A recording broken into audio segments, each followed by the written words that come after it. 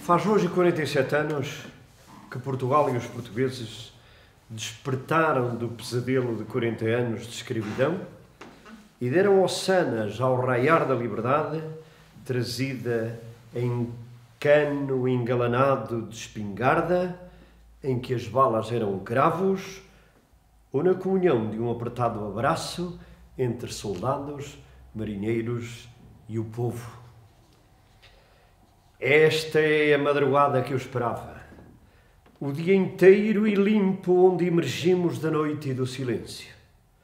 Assim caracterizou a poetisa Sofia de Melo Brainer o nascer de um tempo novo ao raiar de um novo dia. Os tiranos fugiram, uns partiram para exílio dourado, outros. As portas das prisões abriram-se. As amarras da mordaça soltaram-se. O povo saiu à rua e o país democrático, dos direitos e dos deveres, aprendia a dar os primeiros passos. Portugal impunha-se ao mundo, credibilizava-se no concerto das nações e, como num golpe de mágica, entrava no clube dos países da CEE, agora chamada União Europeia, conduzido pela mão dessa monumental referência democrática e de defesa do homem e dos seus direitos, que foi Mário Soares. Ao mesmo tempo, os nossos, que por essa Europa fora verteram lágrimas de sangue na busca da liberdade ou na ânsia de uma vida melhor, livravam-se dos passadores que, mordas vezes, deixaram abandonados à sua sorte nas montanhas geladas dos Pirineus. Como corolário de tanta mudança e conquista, os jovens de Portugal respiravam de alívio por viverem os verdes anos da adolescência sem a ameaça da mobilização para as guerras inúteis de África, de onde tantos, aos milhares, regressaram embalados numa caixa de pinho. Os jovens de hoje, que se queixam de tudo lhes faltar, mesmo quando nada lhes falte, e têm a vida que sonham ao alcance das suas próprias mãos, precisam de saber que a liberdade de que hoje desfrutam foi conquistada com muito sangue, muito suor e muitas lágrimas.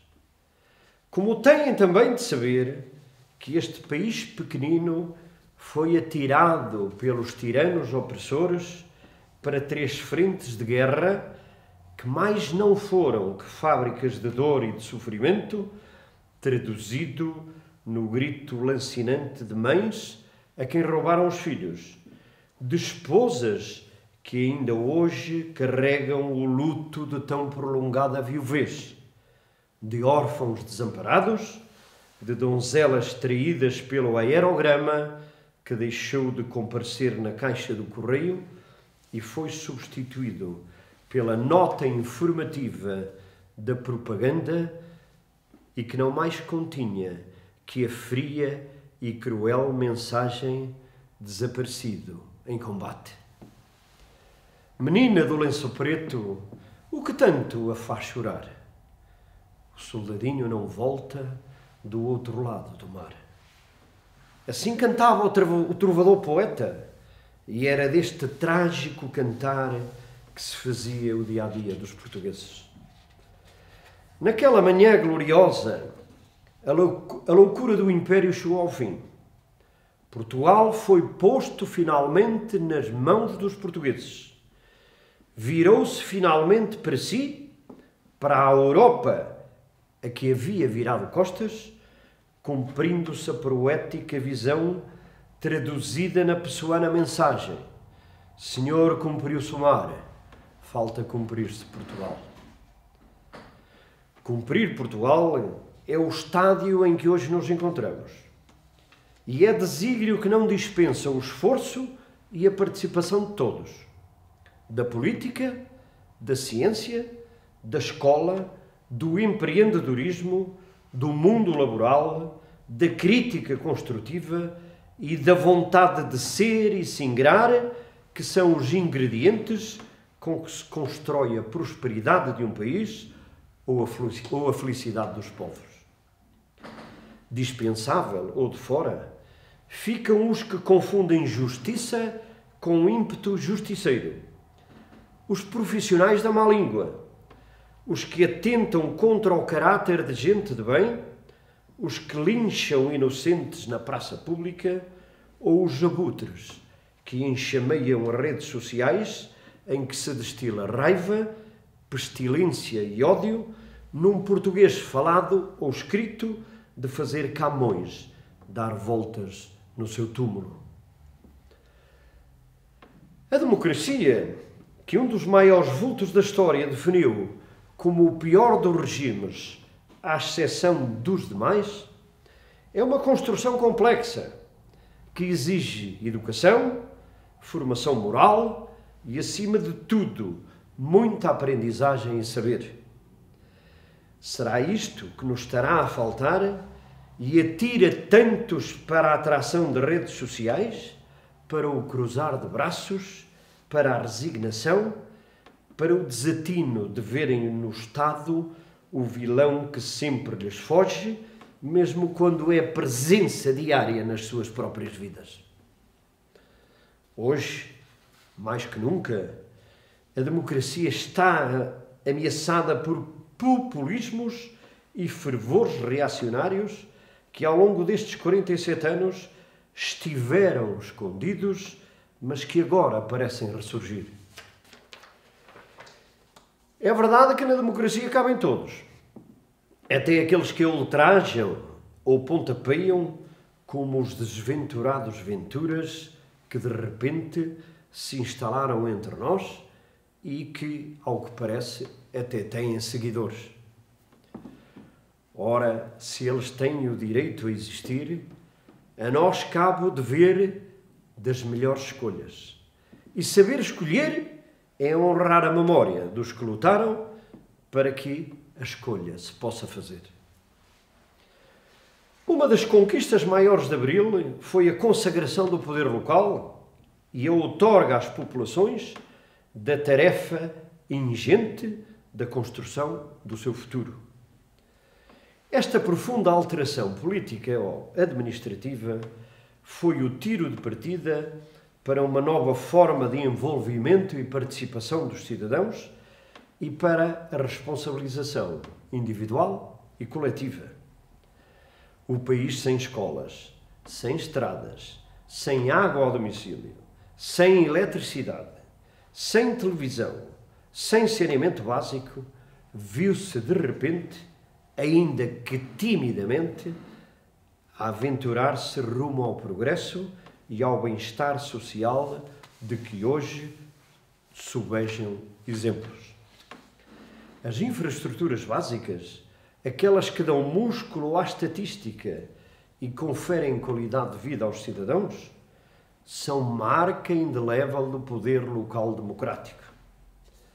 E por mais rótulos ideológicos que ousem colar-lhe, o êxito incomensurável que se reconhece é o espelho do caráter, do querer, da audácia e da criatividade dos autarcas, sejam de Câmara, sejam de freguesia, que ao longo destes 47 anos fizeram o país que somos.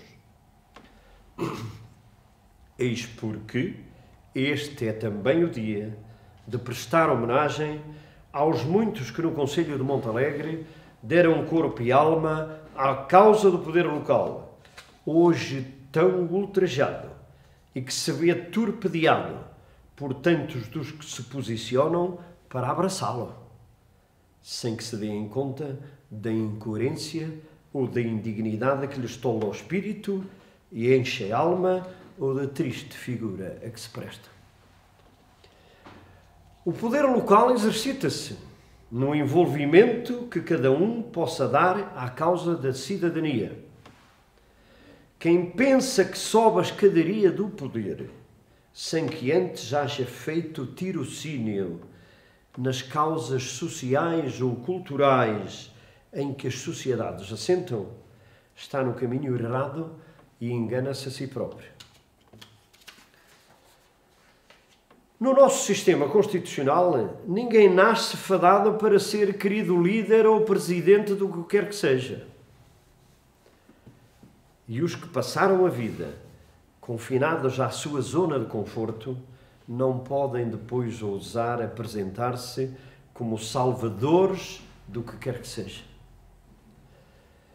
As causas fraturantes que promovem, o divisionismo que semeiam, a ameaça persecutória que lhes enche a alma é a espada que hoje paira sobre as suas próprias cabeças. É que no Portugal democrático, culto e responsável, ninguém se afirma pela negativa, pelo botabaixismo e muito menos pela difamação e calúnia, que são sempre a arma dos fracos. Esta é a grande lição que uma democracia de gente esclarecida tem para dar aos atrevidos que a desprezam e aniquilam, em pensamento e na ação. Liberdade não é libertinagem. E a responsabilidade e sentido do dever não podem confundir-se com quaisquer tipos de vaidades ou aventureirismos. Hoje é dia de festa, de botar a gravata e vestir o melhor fato, de sair para a rua, ouvir a banda e botar fogatória, e ostentar na lapela do casaco o cravo vermelho, que é símbolo da liberdade. Ter vergonha de fazê-lo é pretenciosismo balofo, é primitivismo, é não perceber que a liberdade, enquanto valor intrínseco à vida, não tem cor, como não pode ter conotação partidária.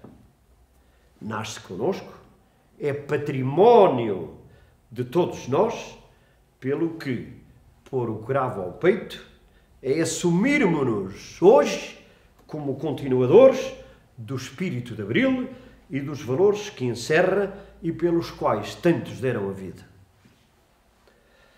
Montalegre tem na sua história um leque alargado de homens e mulheres que lutaram para que o 25 de Abril fosse possível.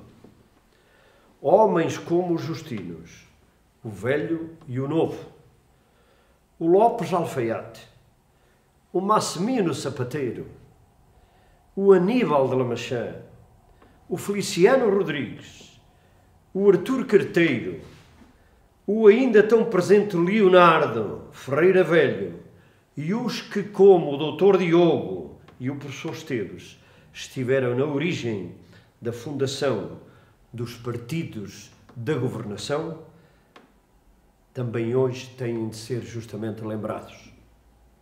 Como lembrado tem de ser o jovem Fernando Gesteira, da Borralha, que no fulgor dos seus 17 anos foi vítima dos últimos disparos da PIDE, quando o estertor da vitória se fazia ouvir já por todo o lado. Mas o maior de todos é, reconheçamo-lo, Bento Gonçalves. Natural de Fiães do Rio, a ele temos destinado um monumento que esteja à altura da sua grandeza moral e humana para inaugurarmos nas comemorações dos 50 anos da Revolução que está prestes a acontecer. Deu a vida por nós e pela liberdade que nunca viveu, sucumbindo às agruras do campo de concentração do Tarrafal, onde os algozes do Estado Novo, para onde os algozes do Estado Novo o haviam desterrado. Ele que, sendo no dizer de Pablo Neruda o português mais puro, a honra do mar e da areia de Portugal, é vergonhosamente, seja por ignorância, seja por preconceito, absolutamente ignorado entre nós. Graças a ele, ao seu espírito combativo, podemos hoje dizer: A liberdade, de facto, passou por aqui, passou por Barroso.